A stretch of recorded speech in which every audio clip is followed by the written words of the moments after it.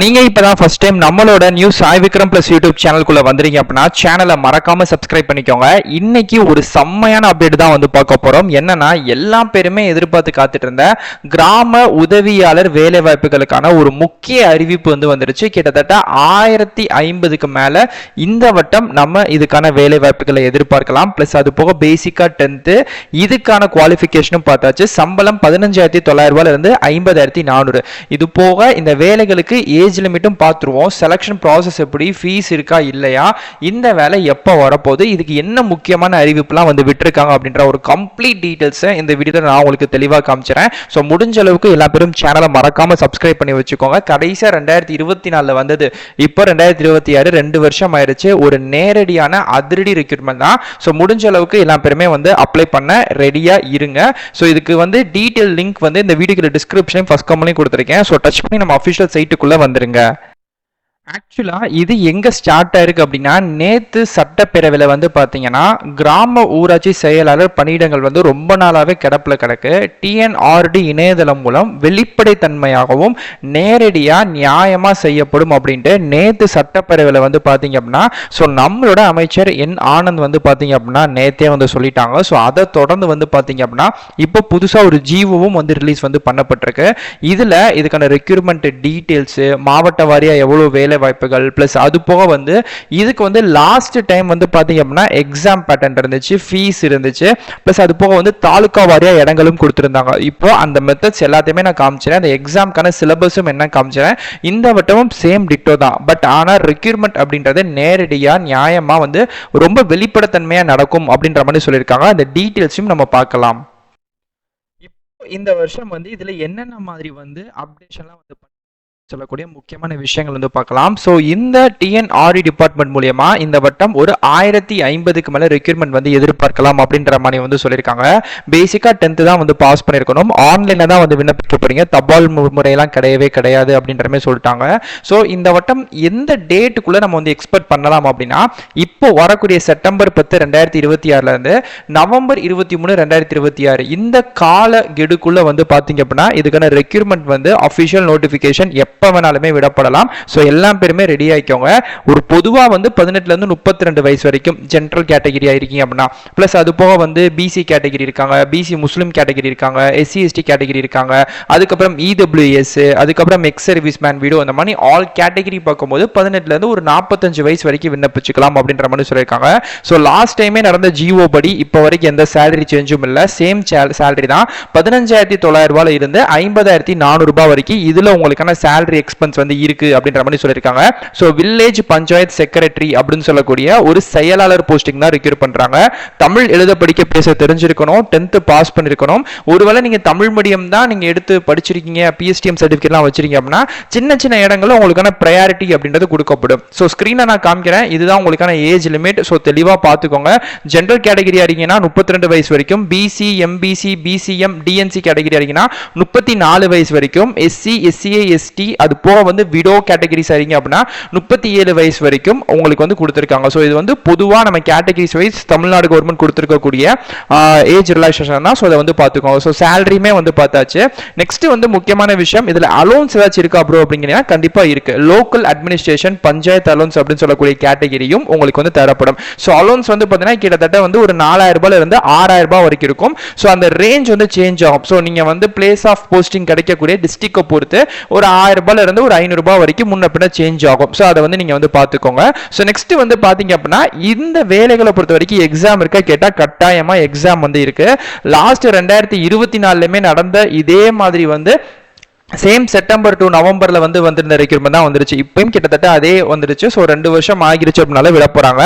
So இதுக்கும் same வந்து exam வந்து பேட்டர்ன் இதுதான். மொத்தம் 100 மார்க். ஸோ இதுக்கு வந்து நெகட்டிவ் மார்க் எதுவுமே கிடையாது. மொத்தம் 2 மணி நேரம் வந்து டைம் வந்து கொடுக்குறாங்க. இதுக்கு reasoning, general knowledge, general awareness, plus வந்து current affairs, English language, plus வந்து குவான்டிட்டி ஆப்டிடியூட், இந்த சிலபஸ்குள்ள தான் வந்து பாத்தீங்க அப்படின்னா டோட்டலா 100 மார்க்குக்கு உங்களுக்கான கேள்விகள் வந்து கேட்கப்படுது.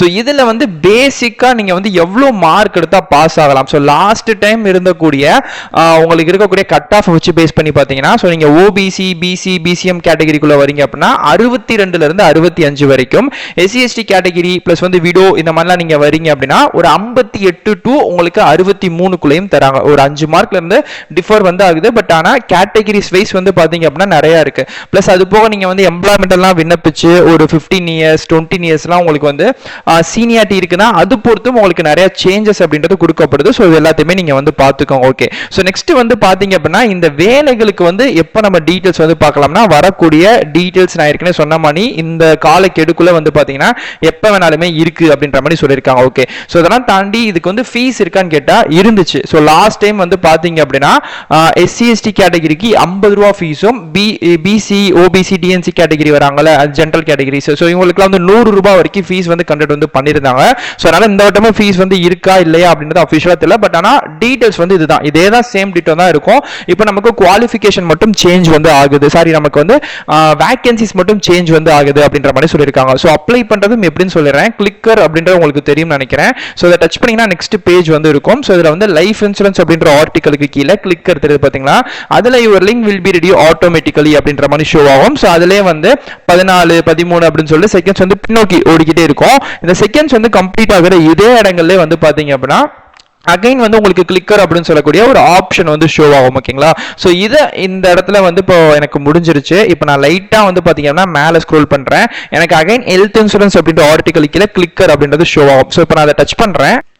ஓகே, இதுதான் TNRD rural development of Panchayat Raj department தமிழ்நாடோட அஃபிஷியல் சைட்டு. இதுல தான் வந்து உங்களுக்கு அப்டேட் வந்து பண்ணுவாங்க. போட்டிருக்காங்க பாத்தீங்களா, ஊராட்சி செயலாளர் உங்கள் விண்ணப்பத்தை பார்க்க வியூ யுவர் அப்ளிகேஷன் அப்படின்னு இருக்கும். ஸோ இதை நீங்க டச் பண்ணீங்க அப்படின்னா நெக்ஸ்ட் பேஜ் இந்த மாதிரி வந்து வரும். ஸோ இதுல வந்து உங்க mobile number, community category, date of birth plus வந்து பாத்தீங்க அப்படின்னா இதுல தெரியக்கூடிய கேப்சா கொடுத்து ஷோ பண்ணீங்கன்னா உங்களுக்கான விண்ணப்ப படிவம் வந்து ஆன்லைன்ல வந்து வந்துடும். ஸோ அந்த ஆன்லைன்ல நீங்க வந்து விண்ணப்பிச்சுக்கலாம். ஸோ சைட் முதல் கொண்டு கூட ஆக்சுவலா ரெடியா தான் இருக்கு. ஓகே, சோ அதனால நீங்க வந்து எல்லா பேருமே ரெடி வந்து ஆயிக்கோங்க. இதுக்கான ரெக்ரூட்மெண்ட் செப்டம்பர் 10 இருந்து நவம்பர் 23க்குள்ள எப்ப வேணாலுமே வரலாம்.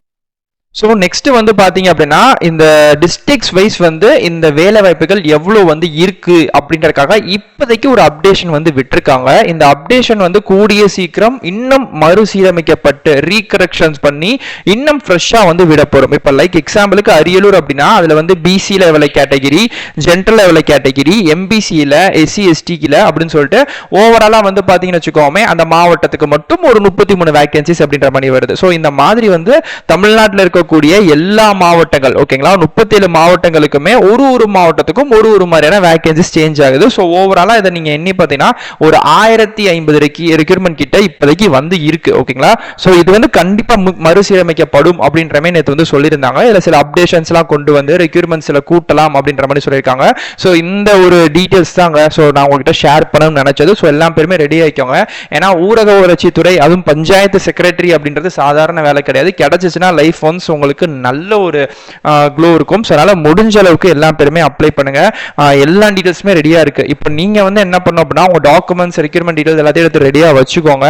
ஆன்லைன்ல தான் விண்ணப்பிக்க போறீங்க. எப்போ உங்களுக்கு ஓபன் பண்றாங்களோ ஃபீஸ் 100 ரூபாயில இருந்து 50 ரூபாய் வரைக்கும் இருக்கும் கேட்டகரிஸ் வைஸ். ஸோ அதை பார்த்துட்டு அப்ளை பண்ணுங்க.